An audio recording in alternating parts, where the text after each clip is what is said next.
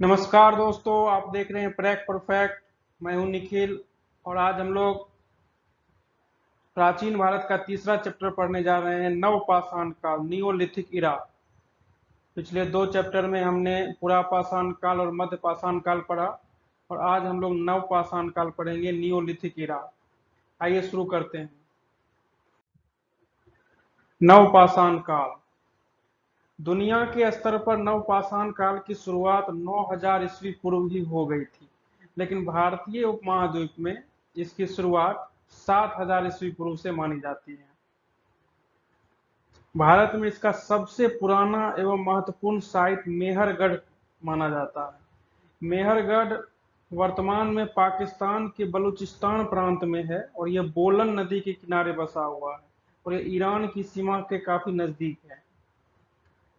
इस समय कृषि और पशुपालन व्यापक स्तर पर किया जाने लगा था।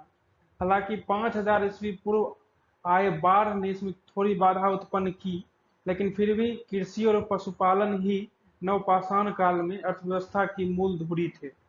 और आपने पिछले वीडियो में हमने बताया था आपको कि मध्यपाषाण काल के अंतिम चरण में ही कृषि की शुरुआत हो गई थी, लेकिन वो बहुत छोटे स्तर पर थी। व्यापक स्तर पर कृषि और पशुपालन का जो विकास हुआ वो नवपाषाण काल में ही। इस समय में पत्थर के साथ साथ हड्डियों से बने औजारों का भी बहुत व्यापक उपयोग होता था और जो कृषि होती थी उसमें मूल रूप से गेहूं और जौ मुख्य फसल उस समय हुआ करते थे। और जो पशुपालन होते थे उसमें मवेशी, बकरी एवं भेड़ जैसे जो दुधारू पशु थे, जो दूध भी दे सकते थे और जिनका मांस भी ये लोग खाते थे, तो दोनों पर्पज से उस समय पशुपालन किया जाता था। अनाजों को बड़े बड़े भंडारों में रखा जाता था और अन्न भंडारों को मिट्टी के ईंटों से निर्मित किया जाता था। 4500 ईस्वी पूर्व से लेकर के 3500 ईस्वी पूर्व तक के काल में कृषि का विस्तार काची प्लेन से सिंधु प्लेन तक हो गया था। काची प्लेन जो है, जो मेहरगढ़ एरिया जो अभी बताया गया, जो बलूचिस्तान, पाकिस्तान के बलूचिस्तान में है, उसके पास से बोलन नदी बहती थी। उस बोलन नदी का जो दोनों किनारा है उसको काची प्लेन कहते हैं और जो सिंधु नदी के किनारे का जो प्लेन है उसको सिंधु प्लेन कहते हैं। तो नवपाषाण काल में ही काची प्लेन से सिंधु प्लेन की तरफ लोग शिफ्ट होना शुरू हो गए थे और ये सिंधु प्लेन में ही आपको मोहनजोदड़ो, हड़प्पा जैसे शहर हैं जो आगे चल के एक बड़ी सभ्यता के रूप में हड़प्पा और मोहनजोदड़ो की सभ्यता के रूप में विकसित हुए। तो इसकी शुरुआत नवपाषाण काल में ही हो गई थी और कृषि का विस्तार सिंधु प्लेन में होना शुरू हो गया था। 4500 ईस्वी पूर्व में ही कुम्हार की चाक पोटर्स व्हील का आविष्कार हो चुका था। ये एक इतिहास की बहुत बड़ी घटना है कि पोटर्स व्हील, कुम्हार की चाक का जो की जो खोज हुई, इसने इतिहास में मनुष्यों को विकास करने में काफी मदद किया, क्योंकि इस से वो लोग मिट्टी के बर्तन बनाते थे और मिट्टी के बर्तन में खाना बनाने, खाना को रखने जैसे कई कार्य वो लोग करते थे। इससे मनुष्य के जीवन स्तर में काफी सुधार आया और यह एक नवपाषाण काल की एक बहुत बड़ी घटना थी। बड़ी मात्रा में मिट्टी के बर्तन बनाए जाने लगे और उसे पेंट भी किया जाने लगा। सिंधु नदी की एक सहायक नदी हाकड़ा की सूखी हुई बेसिन में 47 नवपाषाण काल की बस्तियों के सबूत मिले हैं। तो हमने पहले बताया कि सिंधु नदी की तरफ जो है कृषि का भी विस्तार हुआ और बोलन नदी से सिंधु नदी की तरफ जो है आबादी शिफ्ट होने लगी। तो जो सिंधु नदी की ही एक सहायक नदी है हाकड़ा नदी, जो कि अब सूख चुकी है, वहां 47 नवपाषाण काल की बस्तियों के सबूत मिले हैं।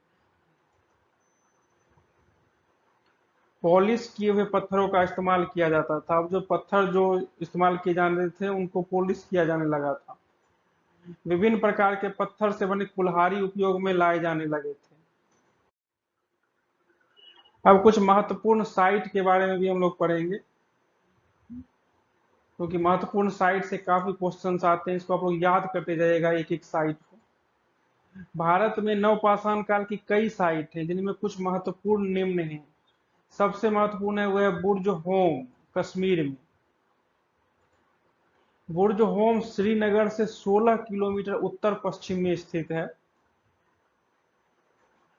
यह कुछ मायनों में अन्य नवपाषाण बस्तियों से अलग थी क्योंकि यहाँ छोटे औजारों का बिल्कुल प्रयोग नहीं होता था। बाकी जितने भी नवपाषाण काल की बस्तियां थी वहाँ माइक्रोलिथ्स का काफी उपयोग होता था, लेकिन यहाँ छोटे औजारों का बिल्कुल भी उपयोग नहीं होता था।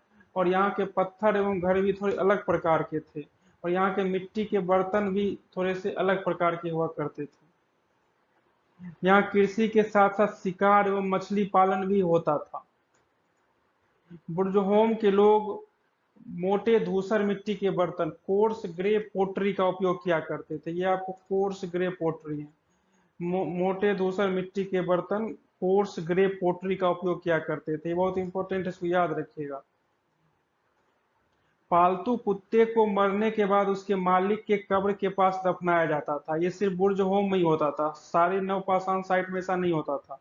जैसे बुर्ज होम में ऐसा होता था कि पालतू कुत्ते को मरने के बाद उसके मालिक के कब्र के पास दफनाया जाता था। बुर्ज होम से मात्र 41 किलोमीटर की दूरी पर एक और महत्वपूर्ण साइट थी गुफक्राल, जहां उस समय कृषि के साथ साथ पशुपालन भी होता था। तीसरी महत्वपूर्ण साइट थी चिरांद। गंगा नदी के किनारे पटना बिहार के 40 किलोमीटर पश्चिम में स्थित था चिरांद।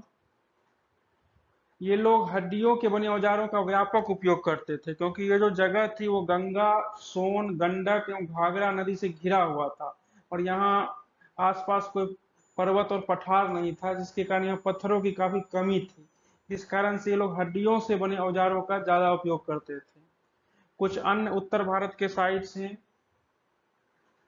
असम की पहाड़ी, मेघालय का गारो हिल्स, विंध्य एवं कैमूर की पहाड़ियां, ताराडीह, बोधगया, सोनवर, रोहतास बिहार, मिर्जापुर एवं इलाहाबाद उत्तर प्रदेश।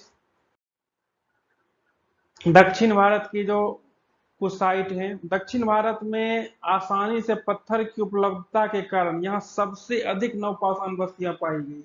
उत्तर भारत की तुलना में कहीं ज्यादा दक्षिण भारत में नवपाषाण काल की बस्तियां पाई गई और दक्षिण भारत में लगभग 850 साइट पाई गई, जो कि आंध्र प्रदेश, कर्नाटक, तमिलनाडु में फैली हुई थी।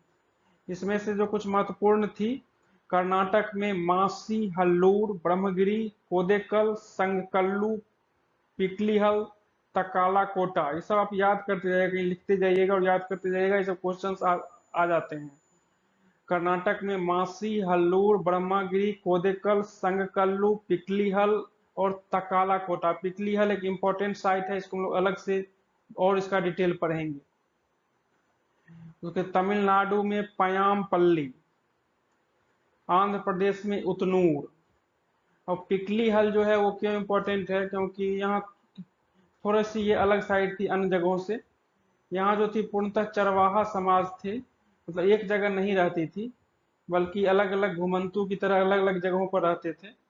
पशुपालन ये लोग करते थे, मवेशी का, भेड़ का, बकरी का। और एक जगह से दूसरी जगह जाने से पहले तो जमीन में आग लगा देते थे ताकि जब अगली बार वहां फिर से आए तो नई घास उग सके। और पिकली हल में बहुत सारे राख के टीले भी पाए गए हैं, इसलिए पिकली हल कर्नाटक एक महत्वपूर्ण साइट है, इसको याद रखिएगा। आर्थिक एवं सामाजिक जीवन, उस समय के जो आर्थिक और सामाजिक जीवन थे वो किस प्रकार के थे उसको भी थोड़ा देखते हैं।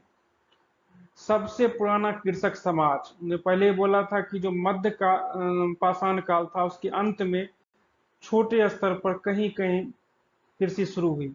मूल रूप से कृषि का शुरुआत जो हुआ वो नवपाषाण काल में हुआ और व्यापक स्तर पर हुआ।